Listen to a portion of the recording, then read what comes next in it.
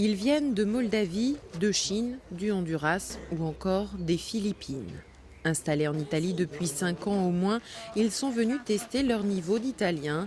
C'est désormais obligatoire pour obtenir un titre de séjour longue durée dans le pays.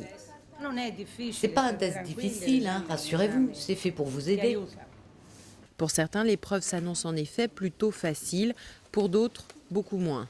Le test comprend un examen de compréhension orale ainsi qu'une partie rédaction. Parler, ça va. Mais écrire, pour moi, très difficile.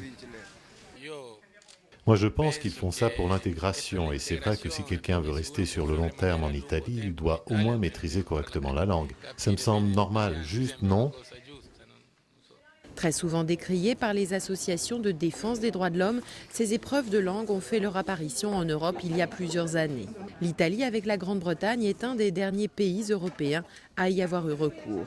Ici, pas de vague d'indignation comme ça a été le cas par exemple en France, même si ce type de test peut être vu comme un moyen de restreindre les droits des étrangers à rester sur le territoire italien. S'ils échouent, ils peuvent retenter l'examen. S'ils n'y arrivent pas, alors ils perdent leur droit à être ici. Autant dire que c'est vraiment important.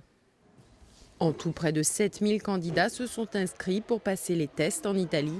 Pour le moment, seule une poignée d'entre eux a échoué.